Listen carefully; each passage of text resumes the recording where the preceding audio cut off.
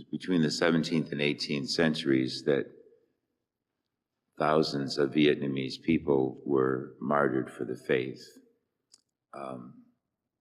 They were people who had a deep faith in God and a commitment to Christ. 117 or more that were canonized by Pope John Paul II in 1988, as this feast we're celebrating today. Among them were 86 Vietnamese people. There were 59 laypersons. There were 8 or 10 bishops. There was a seminarian. There was lay people, father of a family, all who were martyred for the sake of the faith. And the writings that we read says that they were extremely tortured, horribly tortured.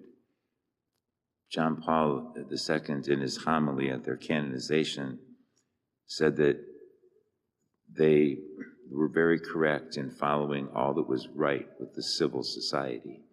To obey the laws, to respect the culture of the nation was all very good. But when it destroyed their freedom to practice their own Christian faith, they had to object to it. And because of that, they even lost their lives because of their, so he says it's a lesson for us today too, that we live in a civil society and we need to obey civil law. But when it interferes with our freedom of religion or our right to worship God, then we have to stand up against it. We're going through some of that in our own time, in our own country, with religious freedom. And it's certainly not as terrible as it was for these Vietnamese people. But they are an example of great commitment to their faith. It says that their tortures that they went through were much less than the strength they had from Christ, that they could give their lives in love for him and in commitment to him.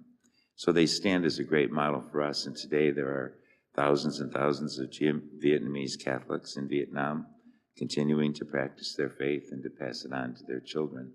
So we see that the martyrs continue to be lifeblood in the sense of faith.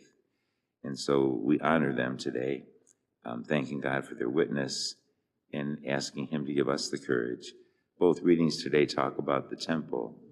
The temple was renewed after it had been destroyed by the Babylonians, and the Jewish people in our reading today were coming back because they were allowed by the new king to rebuild the temple and reconsecrate it. And in the gospel, Jesus talks about the temple of his own body that we must respect. And you and I are that temple as well. Our church stands as a monument of our faith and our practice of the faith. But the temple of God is us. The individuals are members of the body of Christ. And so God dwells within us in the temple of our bodies and souls. And that's pretty awesome when you think about it. And he lives on and the faith continues to persevere because human beings are the living stones upon which it is built. And so today we thank the Lord for the faith he's given us, and we ask him to help us persevere in living our faith and spreading our faith and making it a great force for good in our society.